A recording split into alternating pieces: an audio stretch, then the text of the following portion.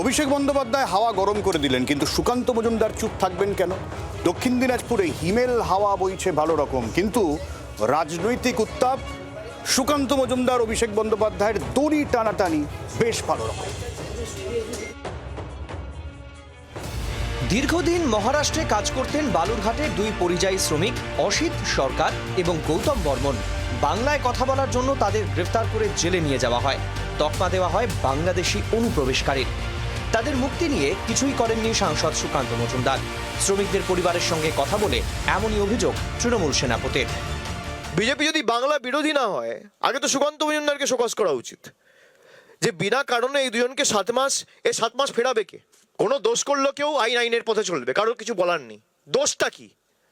আমি বাংলায় কথা বলি, এরা বাংলায় কথা বললে যদি 7 মাস জেলে থাকলে সুকান্ত মজুমদার কেন থাকবে না? কাজ তো খালি দিল্লির কাছে নাম্বার বাড়ানো, দিল্লির নেতাদের পা চাটবো। মানুষের পা চাটা শেখো আগে। অভিষেকের পাশে দাঁড়িয়ে স্থানীয় সাংসদ সুকান্ত মজুমদারের বিরুদ্ধে শুধু আশ্বাস দিয়েই দায় সারার অভিযোগ করেন গৌতম বর্মনের স্ত্রী। সুকান্ত মজুমদার বলছিল যে কাজ হচ্ছে, এটুকুই বলছিল। তারপর আর কোনো 3 মাস তো কোনো খোঁজ নেই। তারপরে ও বলছিল আপনি আপনার জেল থেকে ছেড়ে দিবে। 2019 সালে বিজেপির বুথ সভাপতি ছিলেন গৌতম বর্মন। সেই প্রসঙ্গ টেনেও আক্রমণ তৃণমূলের সর্বভারতীয় সাধারণ সম্পাদকের। সুকান্ত মজুমদার আপনাদের বলেছ প্রাক্তন বুথ সভাপতি, তার মানে তার কোনো দায়িত্ব নেই। তার মানে 1343টা বুথ সভাপতি। এই 1343 জনের বাইরে আর কারোর প্রতি তার দায়বদ্ধতা কর্তব্য নেই সাংসদ হিসেবে? এই অহংকারের কারণেই উনি প্রাক্তন হবেন। অভিষেককে জবাব দিতে পাল্টা গৌতম বর্মনের স্ত্রীর একটি বক্তব্যের ভিডিও পোস্ট করেন সুকান্ত মজুমদার। তারপর আমি গেছিলাম সুকান্ত মজুমদারের কাছে। ওখানে গেলাম, যাই বললো, ওরা দেখা সাক্ষাৎ হলো। দেখা সাক্ষাৎ করার পর বললো যে এরকম কাজ হয়ে যাবে, তোমরা এখন বাড়িতে যাও, এই কথাই বললো। হ্যাঁ, আমার সাথে দেখা করছিল, মোবাইলে কথা বললো হিন্দিতে। বলার পর কি যে বললো এখন হিন্দি তো আমি অত বুঝতে পারি না। বললো হয়ে যাবে, বাড়িতে যাও। কবে যে তারিখটা যে ছিল আমি তো অত মনে নেই।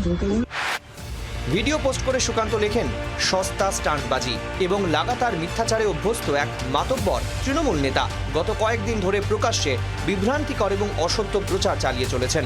কারণ দক্ষিণ দিনাজপুর জেলার বাসিন্দা গৌতম বর্মনের স্ত্রী নিজেই স্পষ্টভাবে জানিয়েছেন যে তিনি তার সমস্যার বিষয় সম্পর্কে আমাকে অবগত করেছিলেন। তবে তার বক্তব্যে একবারও উল্লেখ করেননি যে ন্যূনতম সহায়তার আশ্বাস না পেয়ে তাকে কাঁদতে কাঁদতে ফিরে যেতে হয়েছিল। আমি সেই সময়ই প্রয়োজনীয় সহযোগিতার বিষয়টি তাকে জানিয়েছিলাম। এ কথাও সর্বসমক্ষে স্পষ্টভাবে তিনি জানিয়েছেন। অভিষেক বন্দ্যোপাধ্যায় যাদের সাথে দেখা করেছেন, দেখা করার আগেই তো আমি তার ভিডিও ফাঁস করে দিয়েছি। সেই ভিডিওতে স্পষ্ট বোঝা যাচ্ছে যে আমি তাদেরকে সাহায্য করেছিলাম। তারপরে তাদের কাছে কিছু অফার গেছে, আমি বলছি তো, চাকরি দেওয়ার অফার গেছে, 2 লক্ষ টাকা দেওয়ার অফার গেছে। সেই জন্য তারা ওই পক্ষে আছে। আমার কাছে গরু পাচারের টাকা নেই, আমার কাছে কয়লা পাচারের টাকা নেই। আমি যদি 5 লাখ 10 লাখ দিতে পারতাম, ভাইপোর কাছে আছে, দিতে পারতাম, তাহলে পরে আমাদের পক্ষে কথা বলতো। 7 মাস মহারাষ্ট্রে জেলবন্দি ছিলেন 2 শ্রমিক। ফিরিয়ে আনার কৃতিত্ব নিজের ঘাড়ে তুলতে চায় রাজ্যের শাসক দল। অন্যদিকে সাহায্য না করার অভিযোগ মানতে নারাজ সুকান্ত। সব মিলিয়ে পরিযায়ী দরদি কে বেশি তা নিয়েই এখন জোর টক্কর 2 নেতার। ব্যুরো রিপোর্ট, জি 24 ঘন্টা। বাংলার আওয়াজ, বাঙালির আবেগ, জি 24 ঘন্টা।